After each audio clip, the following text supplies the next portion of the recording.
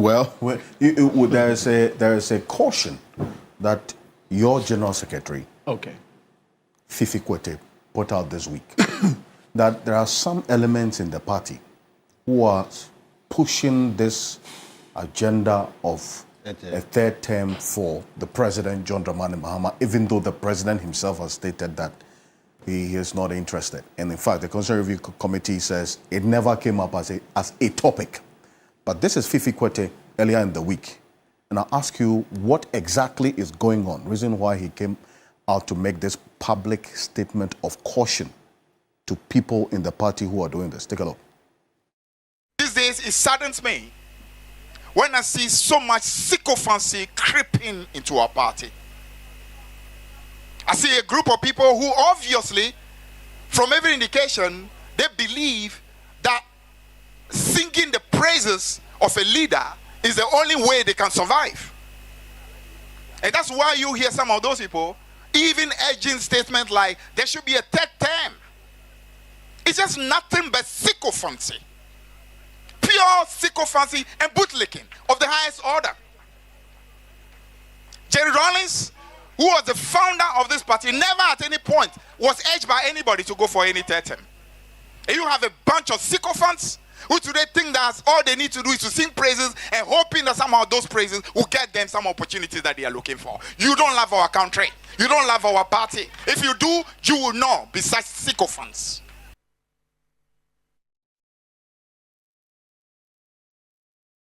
That's the General Secretary of the party, Fifi Kwete.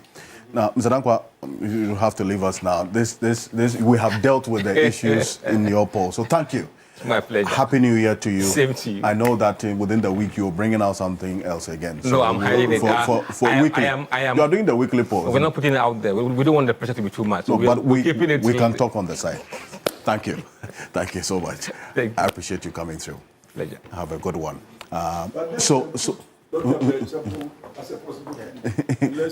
Who? Dr. Brian Champong. Dr. Brian Champong. So we will see. We will see. I think it's one that he will consider as well. Mr. Damaklo, this statement by the General Secretary of your party, what is going on? Okay. So we take this one off. Yes, please. Yes. Prophecy. This matter, maybe I'll be like Pontius Pilate in this matter. But my General Secretary and my senior brother, the Honorable Fifi Kwete, has never shied away from public comments, particularly those that usually don't rap very well with everybody. That's right.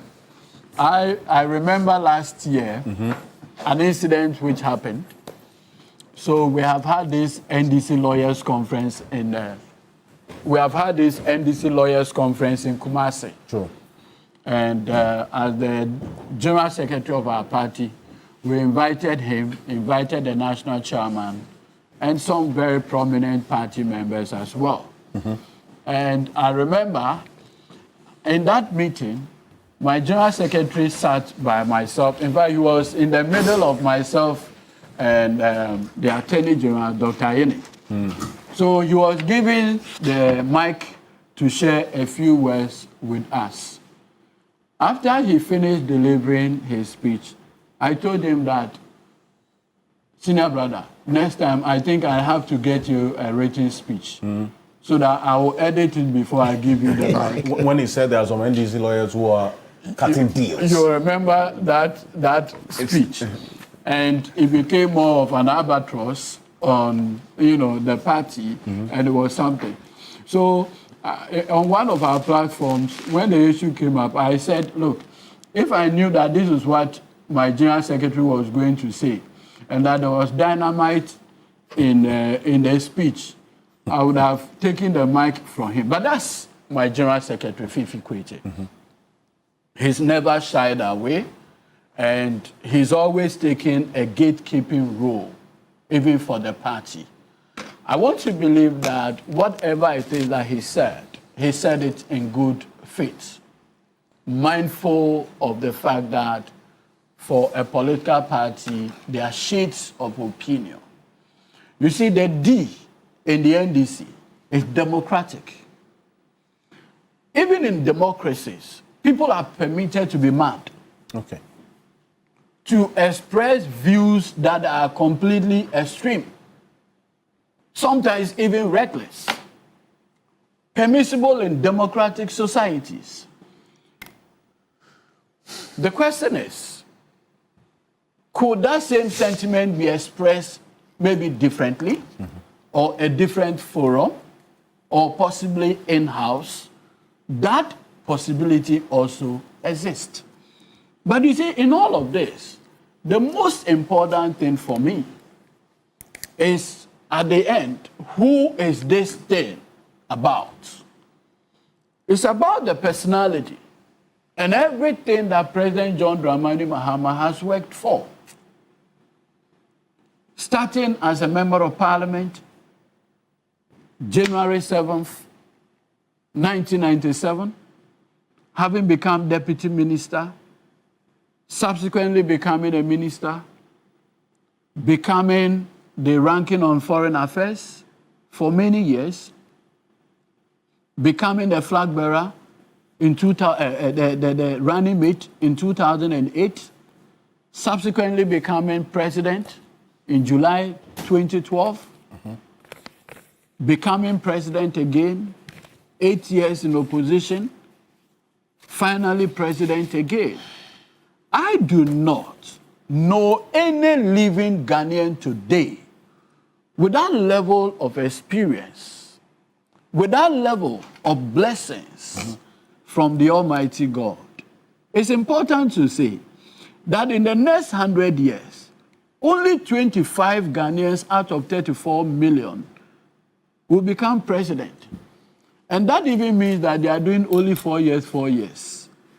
The more they do 8 years, the fewer the number that can ascend that hallowed office of president.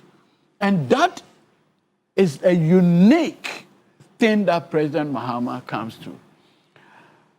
You see, I always say that President Mahama, maybe arguably you call him a political Maradona. He knows some of these sentiments and clamoring will come up in political space, especially looking at his performance. So very early in the year, he's put out what his position is on the matter. He didn't only say it, he went to Singapore also, where he made the point. He said, look, I'm doing my 2 terms and I'll go back to either Busunu or whatever to go and do my farming. He's put stop to everything. That is how quintessential he is. Smart. Because, look, when you have a high performer like President Mahama, you expect people to express this kind of sentiments. You can't take it away from people. In fact, nothing precludes people from having wild imaginations, including saying that, oh, a 3rd term is a possibility.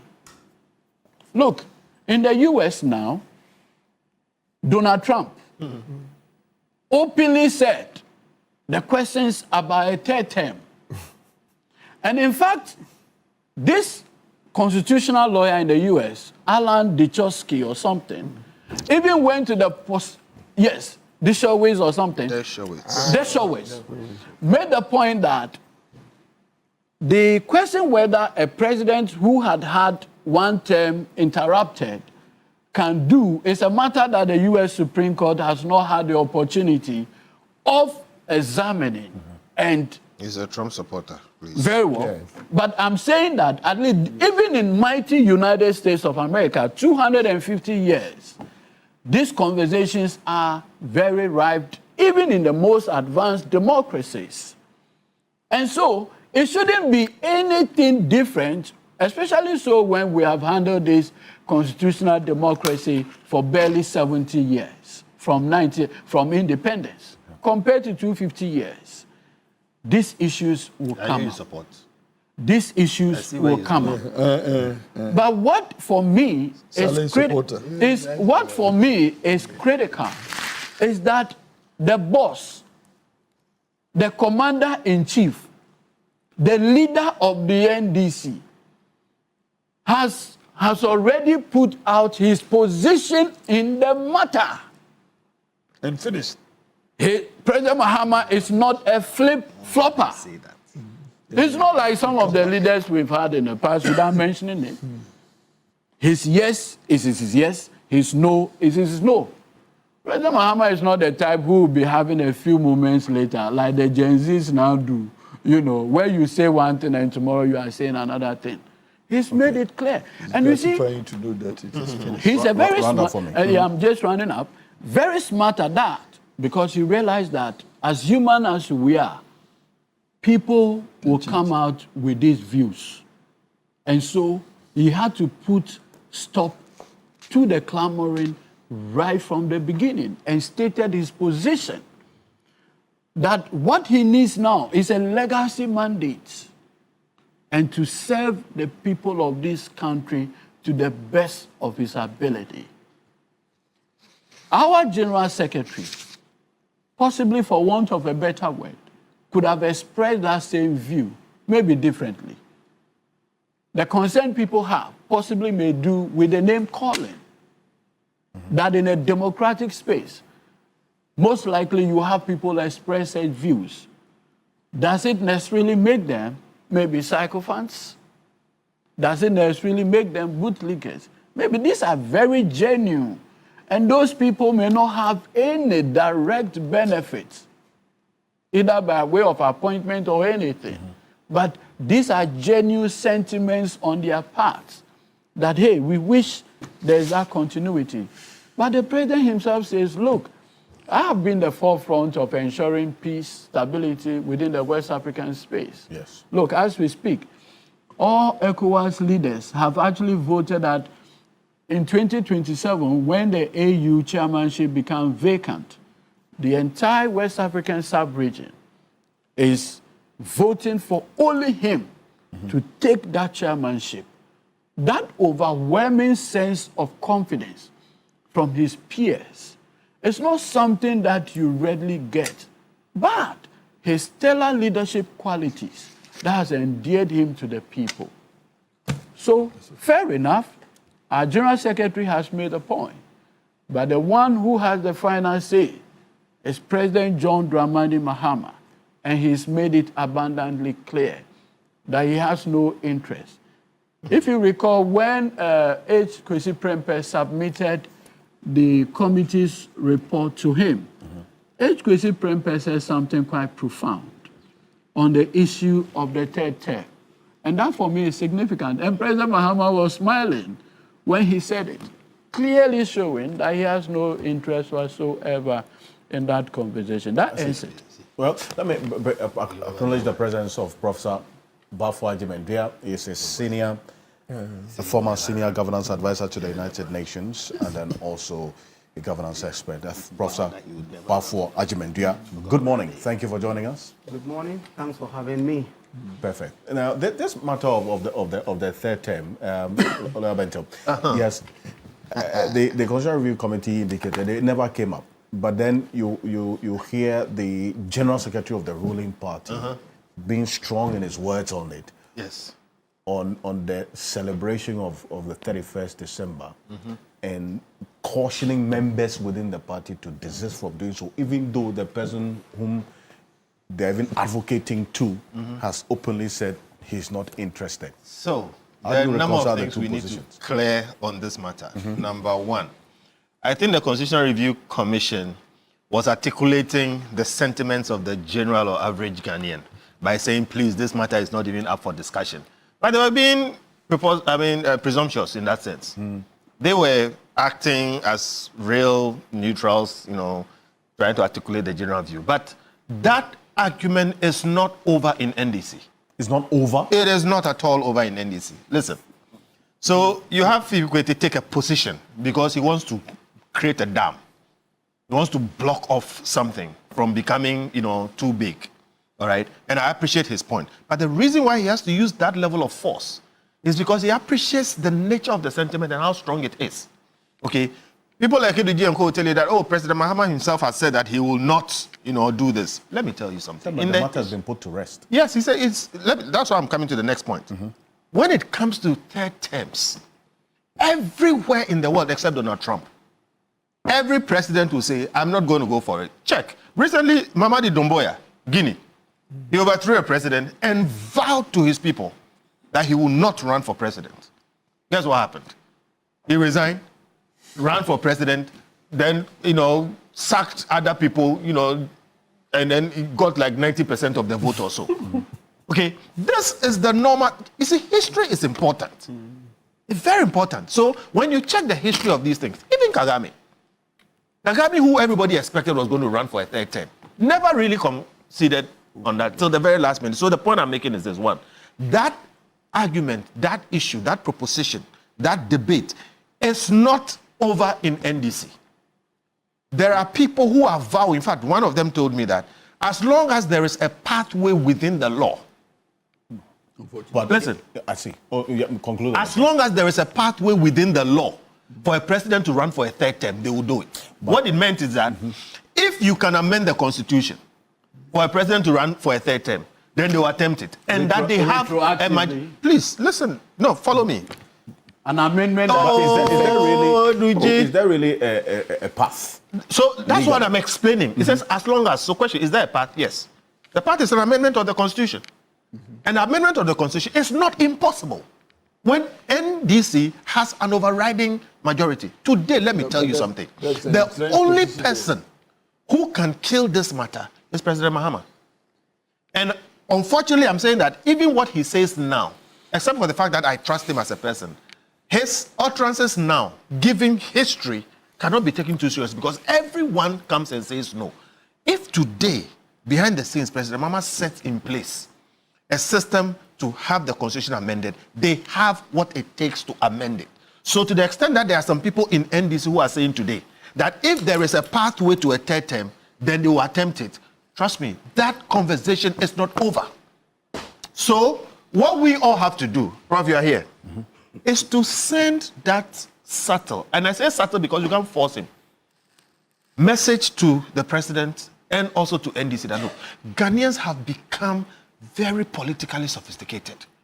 We have in 30 years become a mature democracy, which happens after many, many years. But in Ghana, we've become very mature. Let me give you an example. MPP used to have what they call, I don't want to use those words, but MPP members were not as loyal because they seemed to be the more enlightened people. They will speak their mind and they will vote how they want. It was a problem. Okay? And that is why you had the kind of election result you had today where MPP people abandoned their party because they were upset. It didn't used to be like that for NDC. Okay? Today, that thing has shifted. Those enlightened people have moved to NDC. What it tells you is that you don't have that mass of people who just do what you want, regardless.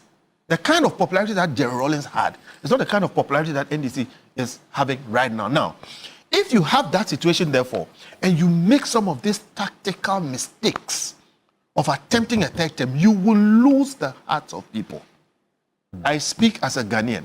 If I was speaking as an MPP member, I would advise President Mahama to try a third term. Wow. Because it will lose him such popularity. And it will damage the NDC because the nature of the NDC support has shifted. It's mine. The man says, let me finish my point. From this advice. I'm making my point. I repeat. I speak as a Ghanaian to say, given the kind of legacy President Mahama has built, okay, he should stick to what he said. But if I wanted something else, I would have advised him to try a third term because it will cause him a lot of collateral damage. Because the nature of the public, or the populace, or the voting public in Ghana has changed. A third term is extremely unpopular. And that sentiment it sort of complements what the president himself has stated. And that's what Duju was talking about, that to the extent that the president has made this statement, in his view, it must bring the matter to But bring the to a close. historical, But then you bring the reflection to it. Yes, perspective to it. it as always well. happens. So, Martin, was a people, you very had indicated mischievous that reference. you had indicated Very that mischievous. Always hold on, that if for you, even this proposal of a 4-year increase to 5 years was an indirect third term Yes. being introduced Yes. or being proposed, Yes. for that matter. Why is Yes. that? Yes. So you see, right now the constitution is clear, right? We do 4 years, maximum 2 terms for a president. So for the committee to suggest that we should increase the term, the 4-year term to 5 years, if you add the 1-year increment in each case, you get 2. So that's an indirect third term. It's giving you 2.5 terms. That's why I say it's an indirect third term. And so that's how come, a lot of Gen Zs on the net, etc., have come out strongly that they will not countenance that. Like we keep saying popularly, can you imagine Akufo-Addo in government for 10 years? Would have been dead by now. And don't think that Akufo-Addo is only one of his kind. Look at Bawumia lacing his boot to become president. Can you imagine Bawumia president of Ghana for 10 years? Yes, we'll be dead. Exactly. So please. Exactly. Like, we will not make any mistake. Bawumia, president of Ghana for 10 years, this country will be Scotch F policy. Everybody will be dead. So please, let's not play with this. The recent governance of Akufo-Addo is a sharp reminder that don't do anything to this 4-year term. Don't do anything. You always find wolves who will come in sheep clothing, all right, or in a sheep's wool. Wolves will always come to governors, okay, in sheep's clothing. Then once they get in there, they will show their real character. Always remember, these people we are parading. As I've said, just because no court of law has convicted any of the candidates, we can't say a lot of things. But things happen, and I'm sure we all know privately the bad things a lot of these guys that want to be president have done. And so it's an indication that when they get to that office, we'll be dead. So please, don't try anything. 4 years is 4 years. If you are good, look, after the 4 years, Ghanaians will say, look, we should find some space for you in this country to continue to help. To continue to help. And I've heard arguments that we need 1 year. Yes, I think last week, Apia Kubi was making that point about you need time to form a government. Look, our history says, and even before our history, the Supreme Court says that when you appoint a minister, the person should start acting. That's the case of J.H. Mensah versus Attorney General. Says you should start acting until Parliament is ready to invite him to come for vetting, right? So what is this need for? You need about 1 year to form a government. When Akufo-Addo came, didn't he announce his ministers within 2-3 days? Let's check. 2017. You see, he came quickly with the list. We've soon forgotten about that, and now we are clamoring for 1 year for appointments and then another year for campaign. It's neither here nor there. We are very clear. Let's go back to our history in the Constituent Assembly. When they were going to adopt the 92 Constitution, there was a vote on this 5-year term. And like we said last week, the 5-year term was roundly defeated, 128 votes against 85. Then number 2, when Fiajo's commission also sat, the feedback they got was that no way for 5-year term, it should be 4 years. And that whilst you are in opposition campaigning to become president, at that time you should know who you want to appoint as your ministers. So if you cannot do multitasking, then such a person is not even fit for president. If you can't do multitasking, we all multitask in life. So whilst campaigning, you should also select your ministers, etc. So the moment you win and you are sworn in, you announce them straight. We can't say come and sit in office and undo kukwasa for 1 year to go. Please, that's not on.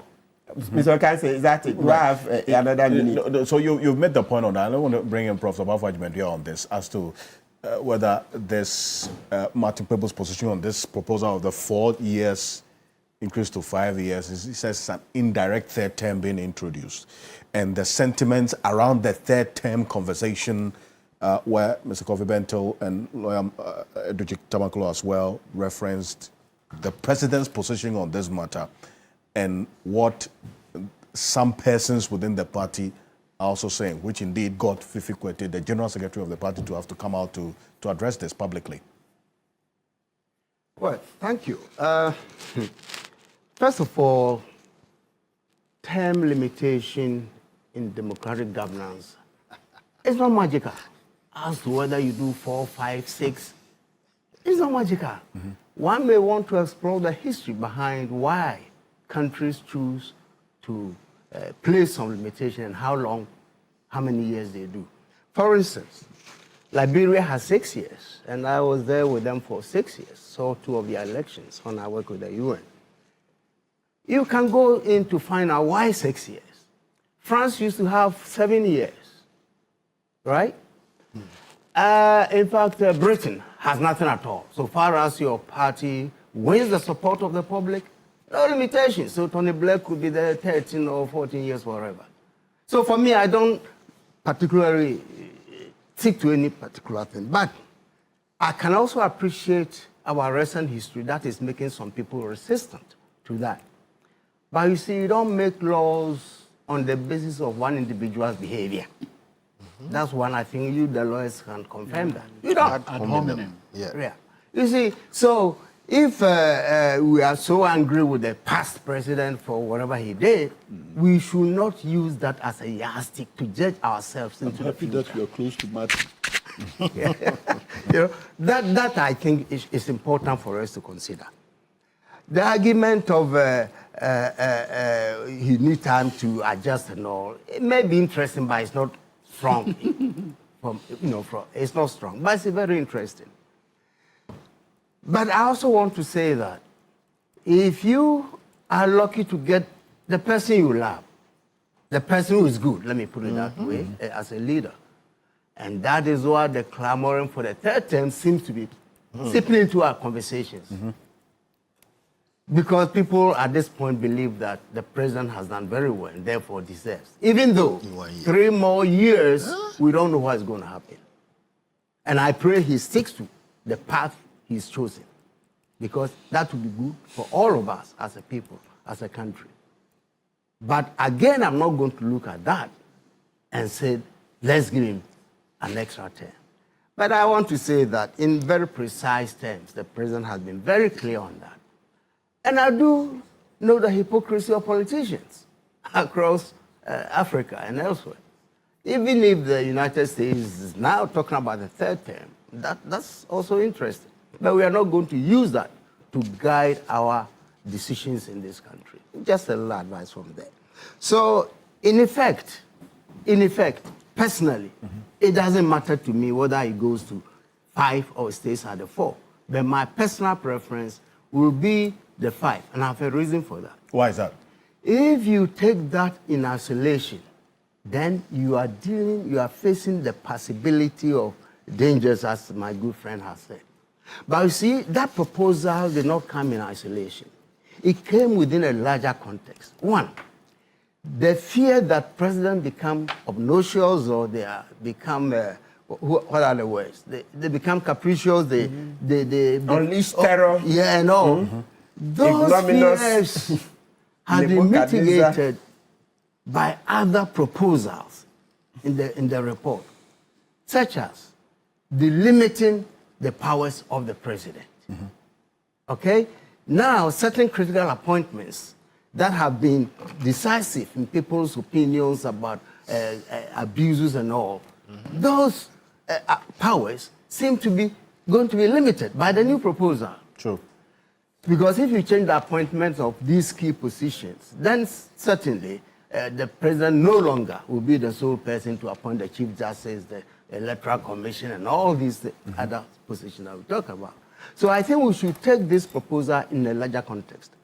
But as I say, I'm acutely aware of the arguments that you need a time. But as I say, that's not important. So frankly, I don't have a very strong position.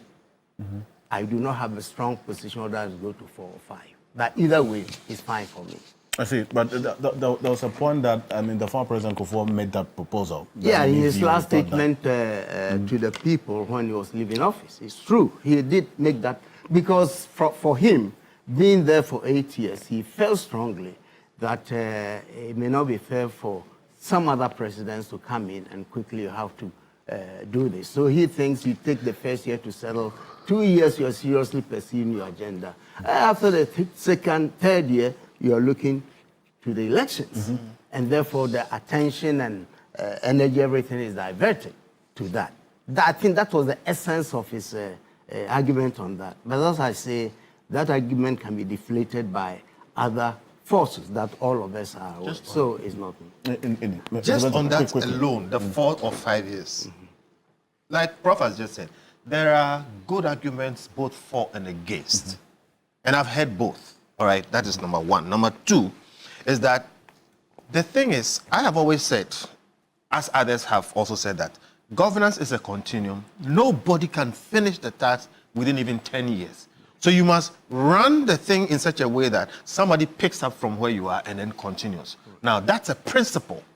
That principle, even within parties, is not settled. It is not settled that President Akufo-Addo was going to continue everything that President Kufuor started. So, to the extent that we want that, it is an ideal that we haven't achieved yet. That's one. Then, a very, very important point is this. See, if our president or our government came into office prepared, if they came into office prepared, for instance, I don't know why you campaign for virtually 4 years, but you come into the office and you need 6 months to set up your cabinet. You should tell us during the campaign who you're going to pick. And indeed, they have those minds, but then the party political system kicks in. So the problem is, much as they should come in prepared, they don't. They don't come in prepared. And then when they come in, look, when you are seeking power, there's one thing, but when you have power, the dynamic changes. It changes so drastically. Everything really, really becomes different. So the things that you may have even decided to do, you already immediately find yourself in a situation where you can't do them. All right? So we have to admit that even though they should come prepared, they don't come prepared. And there are dynamics that work against them in that sense.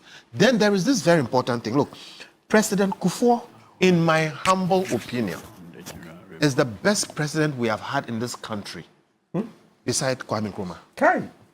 I said in my humble opinion, I beg you. Why? That's your view. Exactly, my view. The man had just 8 years after virtually 20 years of dictatorship, and he was a very successful president. Now, for a person who has shown that level of competence and success, to come back and tell you that it is useful for us to go to 5 years, I would defer to him. So the sum of what I'm saying is that there are arguments for and against. But when you weigh all of them, plus the very weighty recommendation of President Kufuor, who has been a very successful president under the circumstances, I think we should consider the 5 years as a better option. For this last point also, and here it is. The 5-year term removes every excuse. I don't see how any president can now come back and say, I didn't have enough time. It removes every excuse. So, one or no, add or not, leave it or add, I would say, given everything put together, let us just do the 5 years. And then we take out all the excuse. Well, I don't want Andy Apakube on this quickly. On this matter, But let me acknowledge the presence of Daniel Yao Demelevo. Forgive me. Is former Auditor General of the Republic of Auditor Ghana, a board chair of IOCO. The man is chilling in France. I can see the Eiffel Tower behind him. Hey, you have to come home. come home and let us suffer together. Right. Alfred, thank you very Good much. morning. Thank you for joining us. Right. Thank you. Thank you very much, and good morning to your panel. Yes, Yeah, good thank morning. you very much. We are Tell them inviting they are you to come invited. back You can home. join me in Paris. Yes, please. Yes, Alfred. On this subject, I'm sure my colleagues have done very well on that, except that my position with Honorable Fifi Kote is just reiterating the position of the law, that it is not lawful for anybody to attempt a third term under this constitution. And that is the position that he espoused. And I support that position. And in any case, President Mahama has indicated that he is not in for a third term, and I want to congratulate him for that. And let us leave that matter to rest. Otherwise, what I would also say is that on the position of the term 5 years, I made my point clear that I support it because I think that we need to give the presidency more time to finish whatever. And because of the lingering interest in subsequent elections, people just get deviated along the line, so that it is better for us to have more time for him to complete his assignment. I will leave it at that and maybe introduce something new in respect of the vote of censure. The vote of censure as captured in the previous. I'll let you come report. to that. But if you're going to another no, issue, that is just one sentence.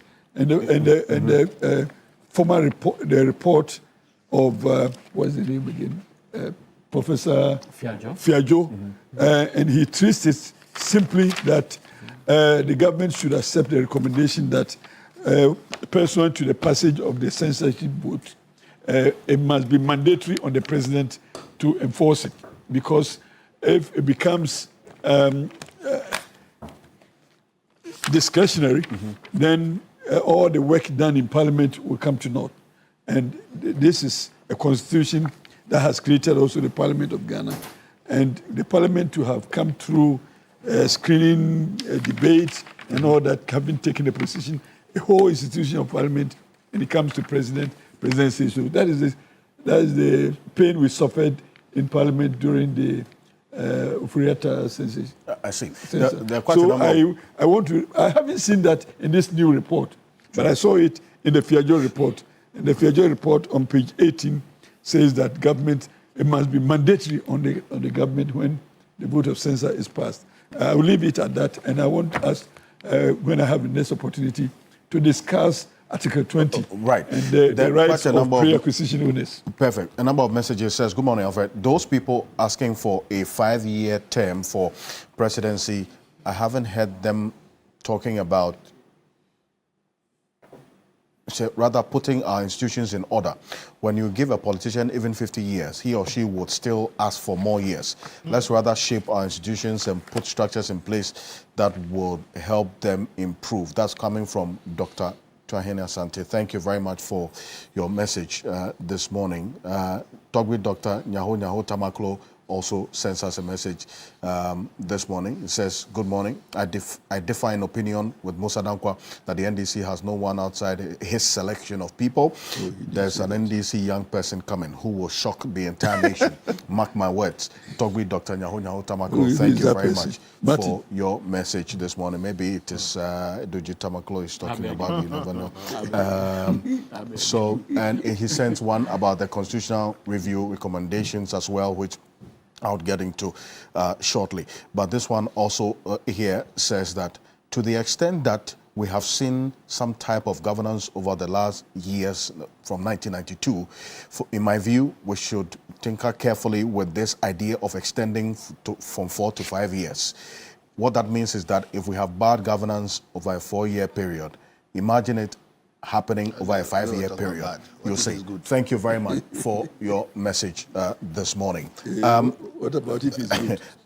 Just your quick thoughts on this, Mr. Damolevo, on this specific proposal of this 4-year to 5 years extension by the Constitutional Review Committee in this report that they have just submitted to the President.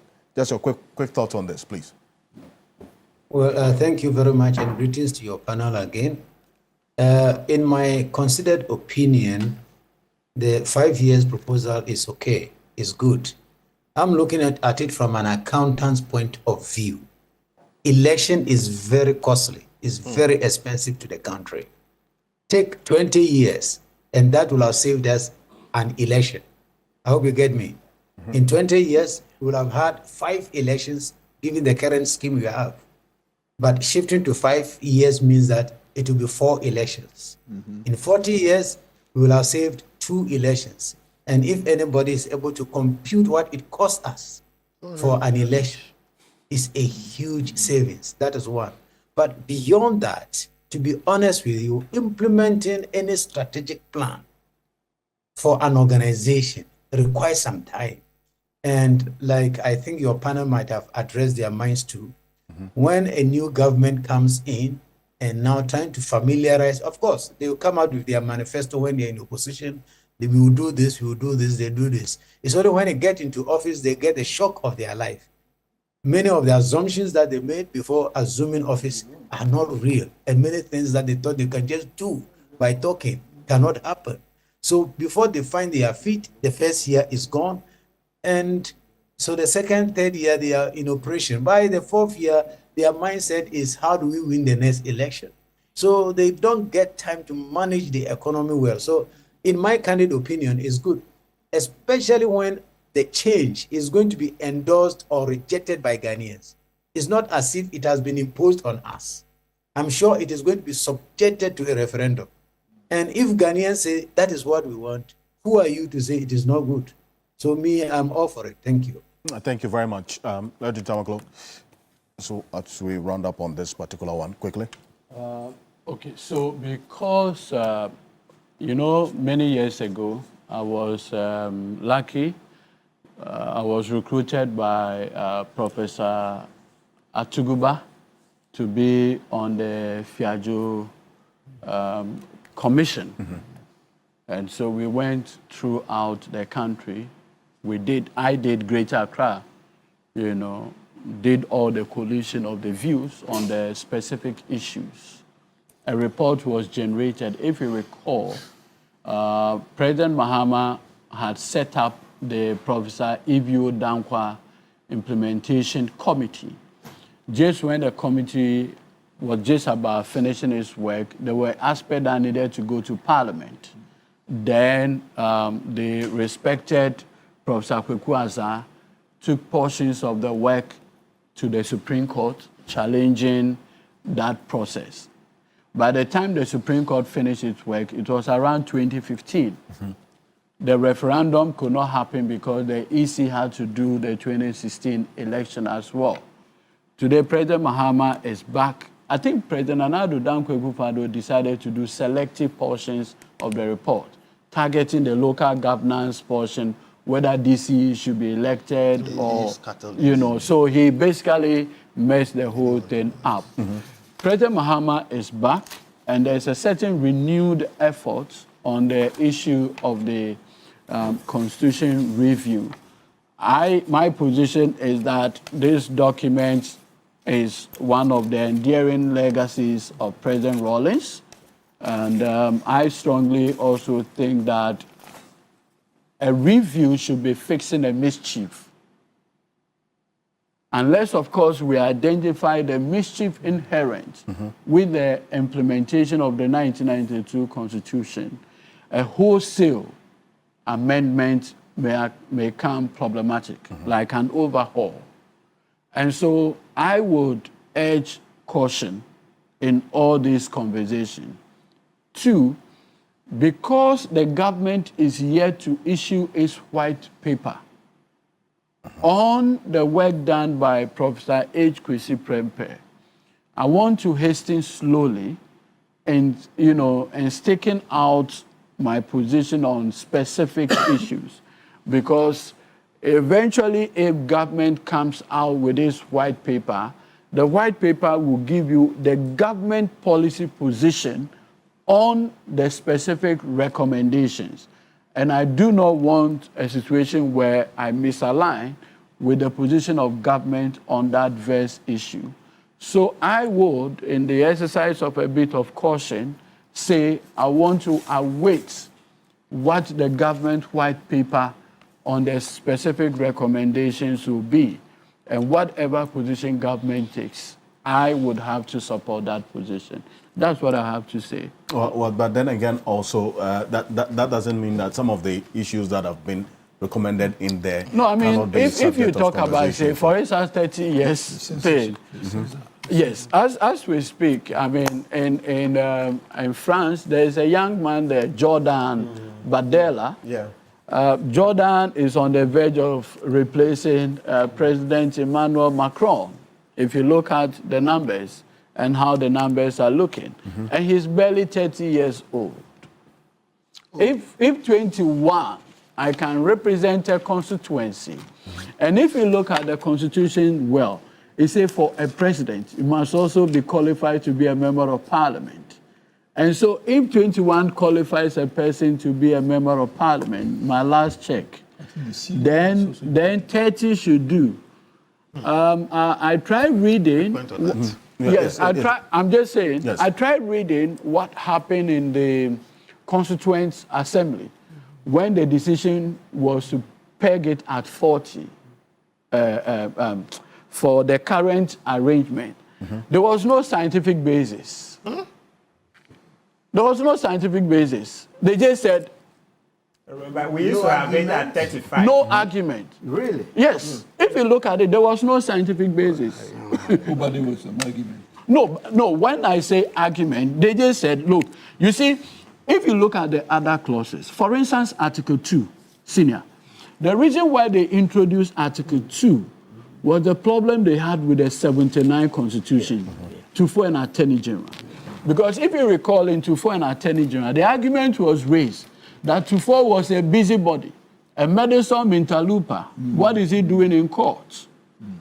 And so when the 1992 Constitution came, they cleverly put in there Article 2 so that it clothed everybody with the capacity to defend. Because then SOA and Co. had to come up with that legal concept of a community of interest with the Constitution itself. To avoid that happening, Article 2 was included in the 1992 Constitution. Even when Article 2 came, that argument again faced in NPP, IGP, Mensima, and the rest, when people now raise the issue of capacity, and the court roundly dismissed it, that the nature of capacity applies to both artificial and, natural persons as well. If you look at the Constitution broadly, our checkered history has always influenced specific provision, even including the removal of justices of the superior courts. Okay. Article 146. Those things were specifically dictated by our history in the past. And so I want to say that I would await the government white paper on the H. Kwesi Prempeh Committee's report, and that will inform our further discussion on the best matter. The age limit. Yes. And I would want us to consider that one because it's a national phenomenon. As you age up to 80, 85, but look No, at so U.S. Supreme the Court ceiling, judges. but then But they if you look look at at the U.S. entry. if you look at U.S. Supreme Court judges, the very moment you are appointed onto the U.S. Supreme Court, you stay there until death do us part. no, but that is I'm just They want to saying. change it. I'm just saying. Thank President Biden set up the Presidential Commission on the U.S. Supreme Court, and it came out with all kinds of recommendations. Right. The U.S. Constitution does not specifically limit the number of justices to 9.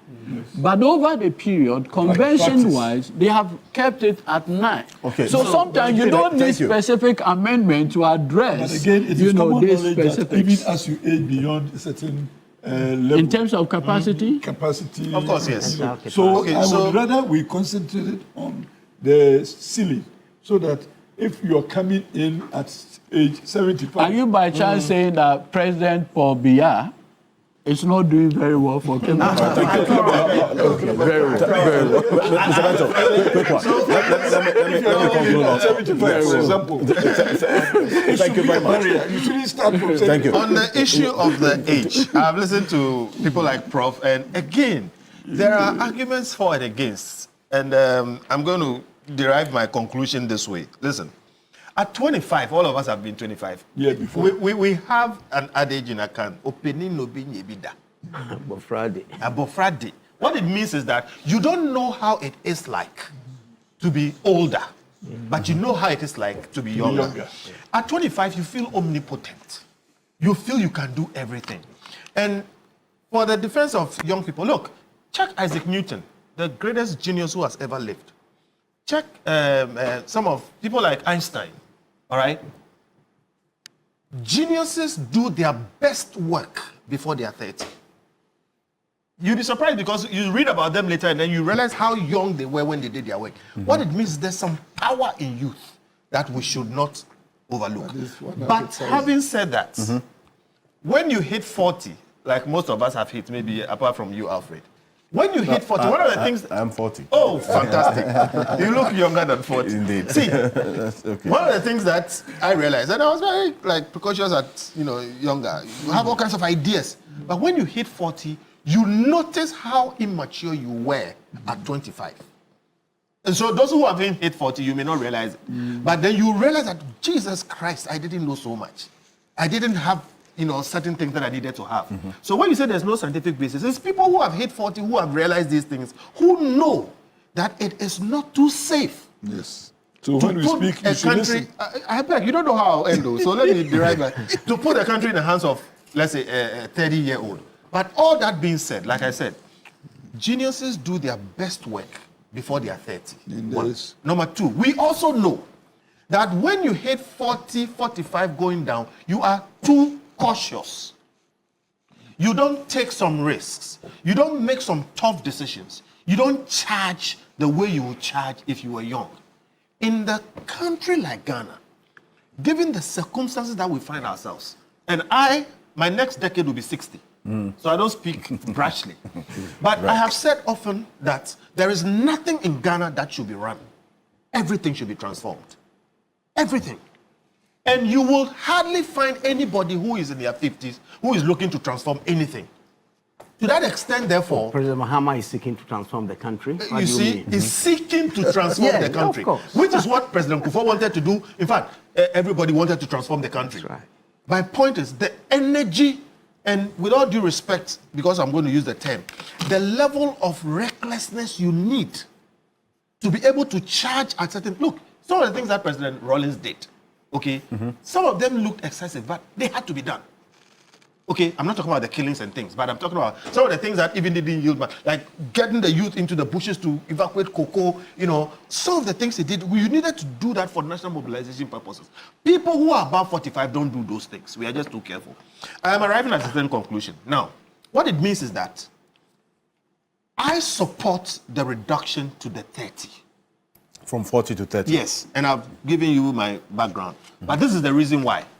If you are 30, you are within that sweet spot between being careful and being youthful, all right? Where you would have the energy to take some hard decisions and do some wilder things that older people wouldn't do. That is one. Okay. Number two, nobody becomes president and runs the country alone. You have a whole cabinet to hold you back, to advise you, to guide you. So a person who is 30 is not just going to run the country up and then do whatever they want. The person who's 80 may have advisors around him too. Oh, yeah, but the 30-year-old will be the leader. So he will be more action, oriented. Then, note something. In this country today, with a mature democracy, with two parties leading, you cannot become president as an independent. You would have to come through the party system. If you are a 30-year-old who is able to convince your party through the party primaries to elect you above everybody else, you are special. If you are a 30-year-old who manages to get your party to elect you above everybody else to be a flag bearer, and then you manage to get the country to elect you as president, then you are special. And for that, we will be the losers as a country if we have such special 30-year-olds amongst us and we deny them leadership simply because of their age. Look, Alexander the Great conquered the known world before he was 30. So I'm saying that I support this thing, and I've heard you very well on it, but we should harness the power of youth. And my last point on this, the youth we have today are smarter than us. Yes. They are more exposed than us. They have had the benefit of better things than we had. Prof, you and I agree on that. That one We have come a long way. But to our own benefit, we've raised our children better. So to that extent, if you have a 30-year-old who is exposed, who is knowledgeable, who is smart enough to get, his peers and his elders to vote him at a political party level to be their flag bearer, even when they have all these elders there, and manages to get the whole country to vote for him, that person is special. We will be the loser not to have them. Let's allow the 30 Yeah, of course, you always make very powerful arguments, and I appreciate that. Thank you. Prof. But then you have a different view. Yeah, Okay. slightly different. I have made my position clear that the 30 is too low, the 40 is too high. I will peg it at 35. And the reason I say this, we are being impressed by what is happening elsewhere in Norway, and now France may have stable systems. Yeah, but we forget the context of these two countries. In Ghana, by the time you are about 25, it used to be higher, but now let's say you get your first degree around 22, 23, maybe your master's degree by 27, I don't know. And unlike Europeans and even Americans, in college, they are already exposed. They are coming on trips all over the place. True. The educational system exposes them to so many interesting things. In Ghana, very few students have that opportunity to be exposed whilst in school. Okay? Those in the elite schools, they go, like Legonais, they go on summer holidays, but they go shopping or working a little bit and coming back. So my position is that at 30, you haven't acquired the exposure. Because look, ruling a country, you're talking about parliament. It's not the constituency.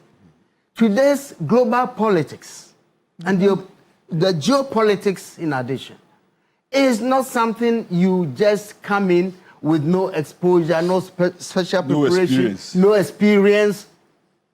Look, let me say this without any offense to anyone. When President Mills decided to induct very young people into government, we saw what happened. Most of them started doing their master's degree, using state time and resources, somewhere traveling to London every other month or so. Week. Week. And so on and so forth. And those who went to GIMPA had to spend time.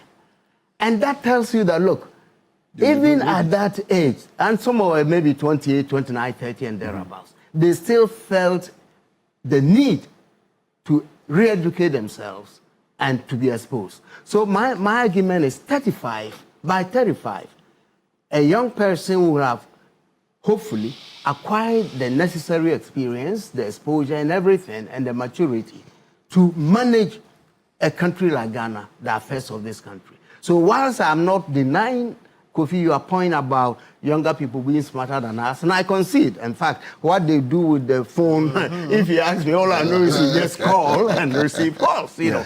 But ruling a country is more than that. They may be serving those people you cited. They are special. Yeah. They are specially gifted. So if somebody invented something at 28, it doesn't mean that that person can rule a country. So I think let's make a difference between that. So 35, I think, is a very fair age to peg the limitation. I see. There was a concern in the report that Lawyer Matikpebu, and that leads us to the next aspect of the report you touched on briefly earlier. Yes. But this has to do with the declaration and publication of assets. The IMF in the 5th review report, point 58 on page 70, says that's an effective asset declaration regime for public officials is still lacking. And this is from the IMF report, and I'll tie that into what is in the Constitutional Review Committee's report. It said the draft conduct of public officials bill submitted to Parliament introduces improvements in scope, coverage, and sanctions regime, but the absence of any publicity requirements for senior officials leaves a critical gap in its effectiveness. Public disclosures is essential to deter illicit enrichment, strengthen public trust, and enable civil society oversight. Key pillars for effective anti-corruption frameworks. Without this provision, the regime risks becoming a compliance exercise rather than a meaningful safeguard against corruption. Urgently identifying and submitting to Parliament a constitutionally feasible option to implement this structural benchmark as close as possible to the original objective must be a priority for the final review under the program to ensure the regime's effectiveness in combating corruption. So this is an outstanding benchmark in the review, which the IMF says they expect government to actually meet before the end of the program in the next 3 months. The publication of assets as well. And they indicated that with their earlier engagements, government had indicated this was going to be dealt with by the Constitutional Review Committee. That was at a cabinet meeting.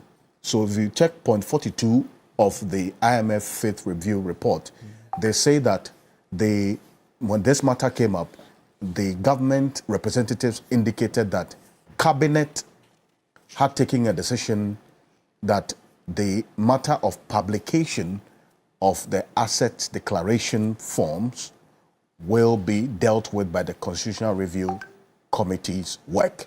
We checked the Constitutional Review Committee's work, and at least for now, what we do know and what has been made public, it doesn't address it as has been put in there. That's a major issue for you in there, Labatibebo? Absolutely.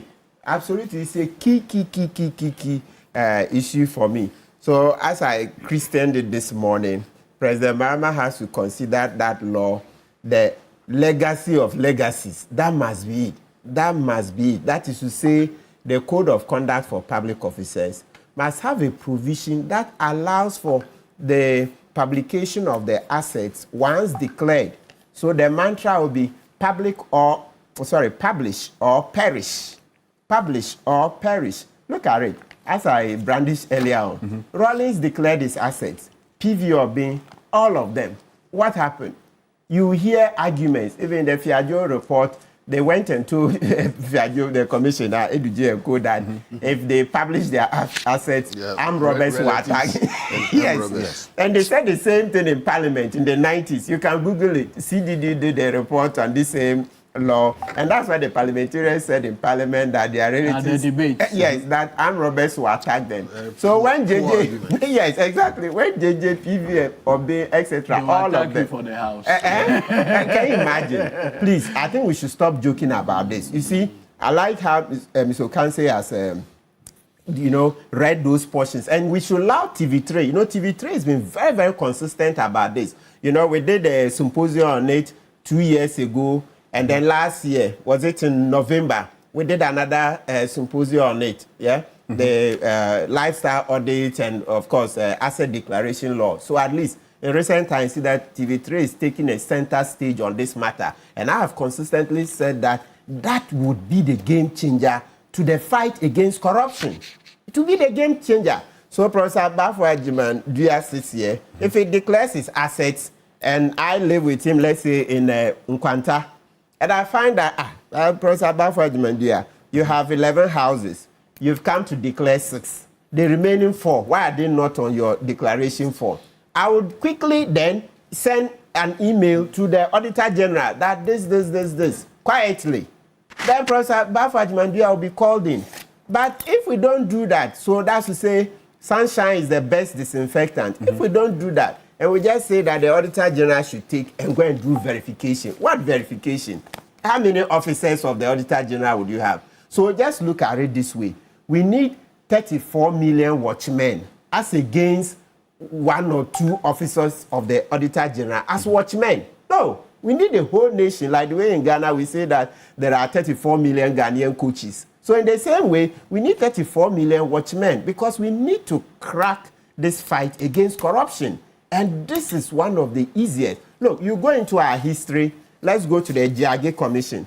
Eduji referred to Lawyer Pierre's this conviction a few weeks ago when Lawyer Pierre, by the way, by way of reminder, was a public prosecutor, right?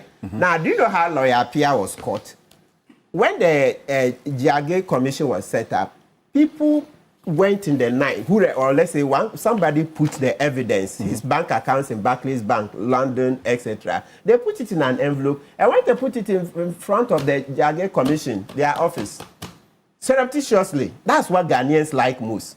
Yes, that provide an opportunity. When he gets the opportunity, he will come and give the evidence quietly, anonymously. So when you put the assets online so that people can check, Can you imagine? They will get the information and they will give Auditor General information anonymously. Then these people can be taken on. But if you hide the declarations, then you've done nothing. That's why I say IMF, of course, we are telling the IMF we are not happy with what they did. We told them from the beginning that they should have made this particular law a condition precedent. You know, the IMF today have a lot of politics. You know, they are also in business. So IMF makes money when we go to them. No, so it's like, a loan. Yes, and what it's business for them. Bailout is a loan. It's a loan, and they make money. Yeah. And when they charge interest on everything. Thank you very much. And you remember not in the controversial 80s, rates, yes. in the 80s, Prime Minister Manley of Jamaica, and then also they came together and said, look, let's form a new set of institutions, a new bank to help developing countries.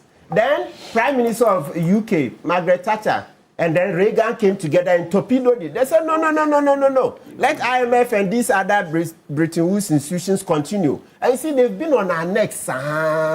We are never getting out. You see, so the fact that they couldn't make this asset declaration law a condition precedent, I saw through their politics. You know, we mentioned it here. Look, IMF, you have to stand up. You have to stand up. This politics, it won't get you anywhere, because the more you do this, then the more we see that you are really not here for our interest. You're here for your interest. Mr. Damalovo, should have done this a long time ago. I see. Mr. Damalovo, on this one, this particular aspect of the IMF report, tying it into what the Constitutional Review Committee also captured in the point 42 of the IMF report, they say, and I read, the draft Conduct of Public Officers Bill, and earlier I read the 58, the 42 said the draft Conduct of Public Officers Bill includes provisions requiring disclosure of assets owned by high-level officials directly and beneficially, both in Ghana and abroad, and provides improved sanctions regime for non-compliance. However, the Cabinet's decision to remove the critical requirement for guaranteeing public access to the asset declaration information of high-level officials, citing constitutional restrictions, seriously undermines the effectiveness of the said measure. The Cabinet deferred to the Constitutional Review Committee to guide government's position on this matter of whether or not to publish the assets declared by high-level public officials. Mr. Damalovo. Thank you very much. And I cannot agree more with my colleague, Martin Kpebu. I always love when it comes to public sector reform. I many times equate it to someone standing in a basket or a bucket and we asking him or her to lift him or herself up. It is his weight which is keeping the bucket down in the first place. So how does he do that? In other words, the very people who we want to reform in the public sector are the problem. That's why public sector reforms keep going on forever. They are not ready to do it. It may interest you to know that when I assumed office as Auditor General in 2016, this Conduct of Public Office Holders Bill was already there. The draft was there, but it was forwarded to my office by the then Attorney General, Honorable Gloria Akuffo. And we provided inputs with the hope and prayer that it was going to be passed into law. It was there till Nana Addo Dankwa Akufo-Addo assured us, I think somewhere in 2024, that he was going to give us one which met international standard. Which it says a world class. Yeah. World class, which means that he was giving us nothing. So he left without giving us anything. Is that how you understood it? Yes, with the benefit of hindsight, that is what he meant. He meant, I won't give you anything. That is the international world class that he thought he was giving us, or he said he was giving us. Then comes in the Mahama administration. We have gone a full year. The bill is there. If there is any changes or whatever, addition or subtraction that can be made, it should have been made and passed long time ago. I keep making this argument. You are going to hold a public office. If you are not ready to be transparent, nobody is putting a gun at you to your head that take that position. You can't say that I want to play the game, but I will not obey the rules of the game. We have seen corruption disturbing our country unduly. We know also that white-collar crime. Fortunately, you have so many lawyers on the panel. White-collar crime is the most expensive or the most difficult crime to fight. But unfortunately, again, in Ghana, the legal framework put it almost at the same pedestal with other crimes. Other crimes which you can easily gather evidence to prove beyond reasonable doubt that somebody has committed. White-collar crime, unlike those ones, are committed by intellectuals. Not anybody at all can commit those white-collar crimes and get away with them. But those who kill, those who steal, etc., forgive me, I don't think they are very intelligent people. They can easily be caught, and the evidence can easily be put together. So that is why we are saying that, okay, like Martin Bebo said, we put in sunshine.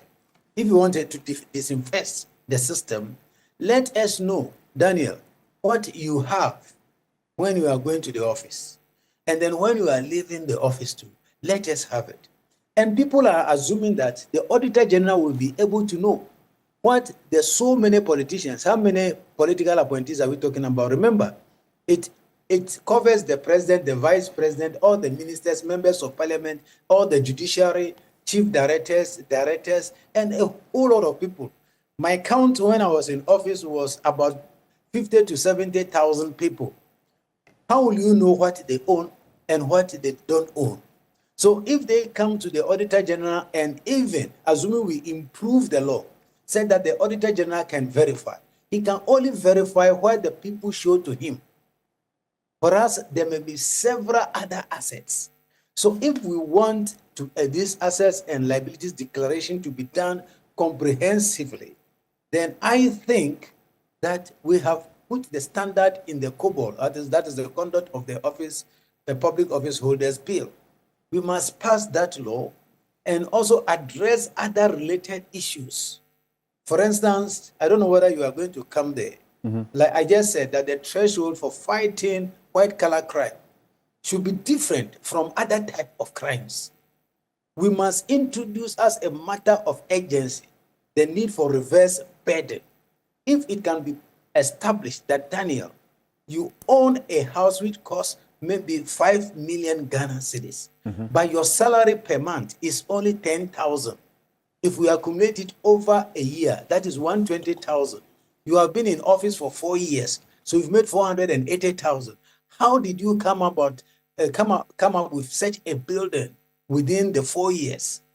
Then the onus should shift to me, Daniel, to prove beyond reasonable doubt that I have other means. Maybe it's a full lotto forecaster and I won lotto, or my parent or relative died and inherited some fortune or etc. If we don't pass this law on reversed burden, and if we don't pass a law to shorten the time it takes to track financial crimes, what happened last year will happen every time. In fact, it didn't happen the first time last year anyway.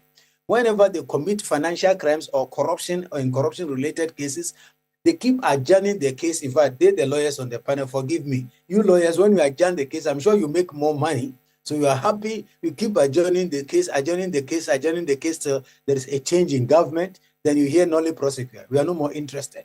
So I think we may have to agree. If you want to play the game, you obey the rules of the game. You are going to manage resources of the country. And since the country is not able to ensure that you can't touch these resources because of the position of power we are giving you, tell us what you have at the beginning and tell us what you are going to have at the end. And we need the public to help. The Auditor General is not God. The Auditor General cannot look into your face or look on your record and say that, yes, you have 5 houses, but I know there are 2 more in your village. You will not know. So we need the public to be involved. Thank you. I see, and that means that collaboration with the public. The Auditor General also has some powers, is it not? So why is the Auditor General not, for instance, surcharging, as you did? I thought you should have called the Auditor General to ask him this.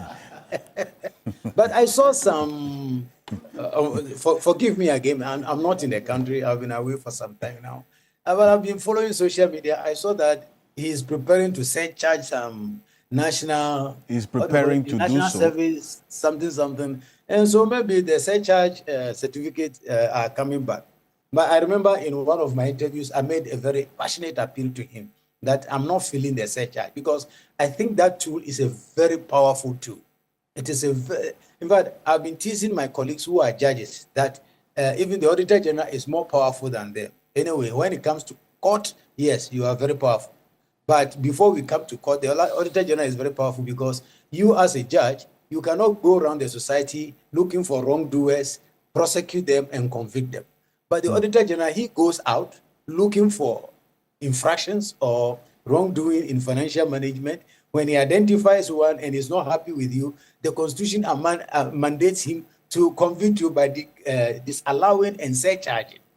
And that too is not only for recovery, it is also there to bring about deterrence. When people know that, yes, you can't get away with it, especially when we are holding the higher level of government accountable.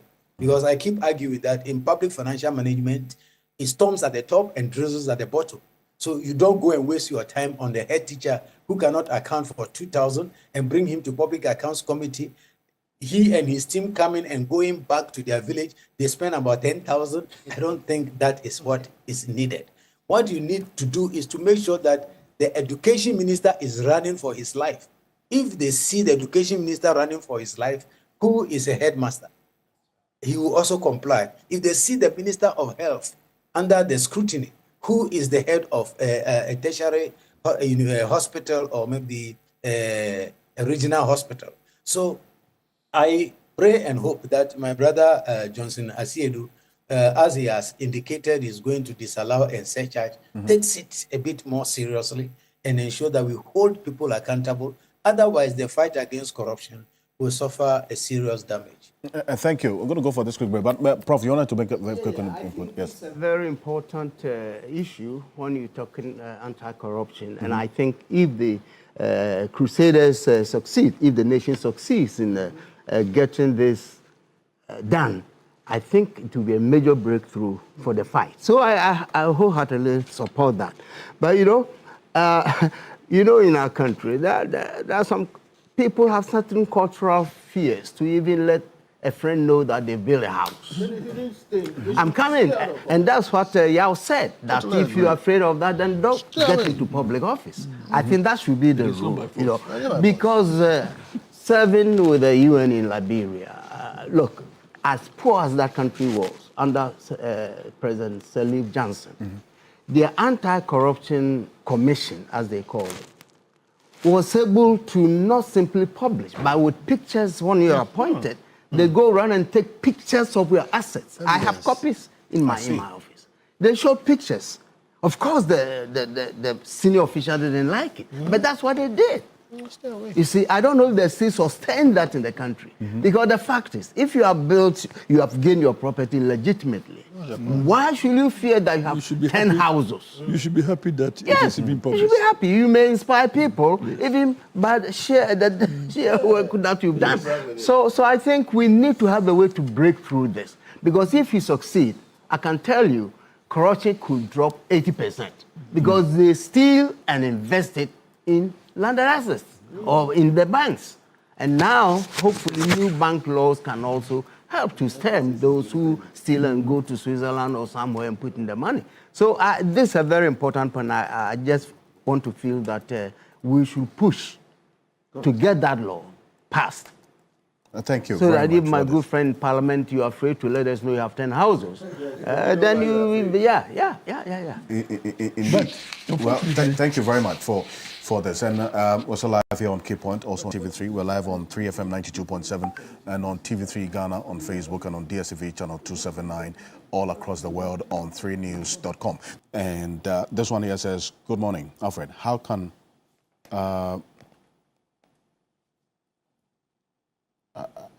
Musa from Nima, I didn't get your import of the message that you sent, but Money Nimani says, good morning. Why can't the rich people in the country be our IMFs so they loan the country money if we need? You say, Money Nimani, thank you very much for You know, today happens to be Roland's birthday. Yes, indeed. We have to do a party here for him. Roland. Roland Walker, my colleague. Happy birthday. Yes, indeed. Happy birthday, from Roland. Many people as well. Delight and others. But good morning and a happy new year to you and panel. Kazakhstan does a one-term presidential term of 7 years. 6 years for Mexico, known as Sexennial, I beg your pardon. Armenia does it for 7 years. So we can do a critical analysis of their governance and the impact to see Public class. whether we support the 5 or 4 years, you say. 5 years is key to make the development milestones we all cry for. That's whether or not. And then Dr. Norte says, let's appreciate the nuances related to the distinction between a committee and a commission of review, you say. Thank you very much. Thank you as well, Dr. Kojo Akakwating. Thank you. On this, the asset declaration and then also this position that Cabinet took, that the Constitutional Review Committee will deal with the element of publication. But then we don't see that actually captured in the report as yet.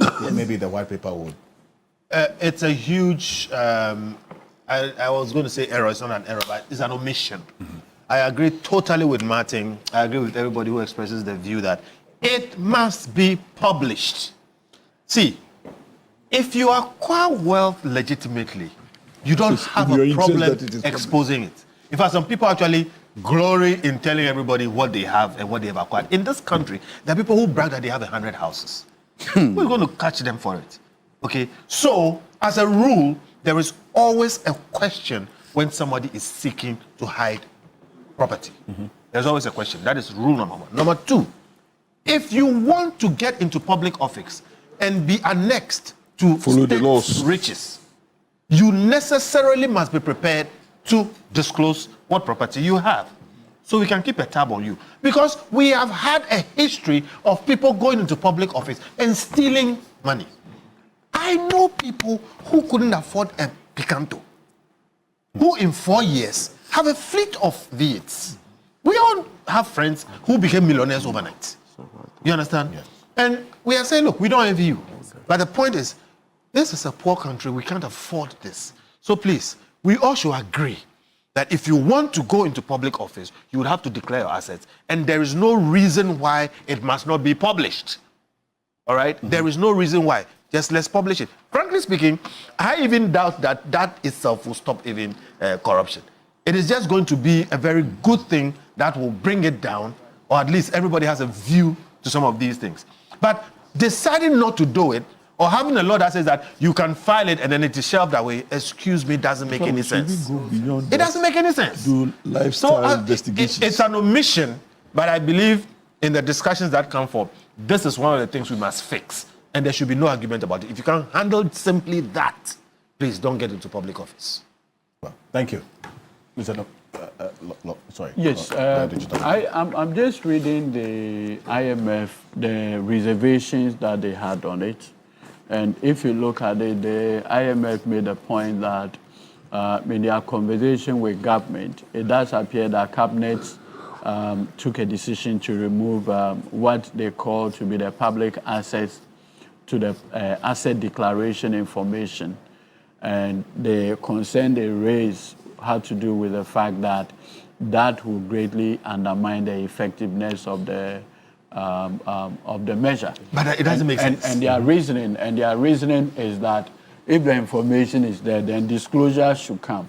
To the extent that Cabinet has deferred that to the Constitution Review Committee to guide government's position, I want to see in the 127-page report what exactly the H. Kwesi Prempeh Committee says, particular reference to the issues of asset declaration, and also await government's decision on that critical matter. And like you've all pointed out, you see, in our part of the world, they will say, Unifi Asia. And they're manning that way. You understand? So the whole idea that, and sometimes that's even what agitates people desire to even know. When you're hiding. When you are hiding. You understand?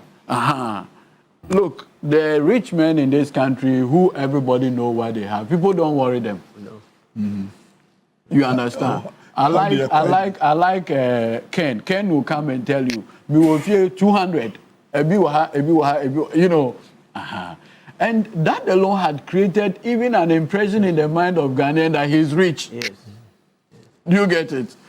It may well be that there is no such record of him. So I think that will be guided based on what the conversations are.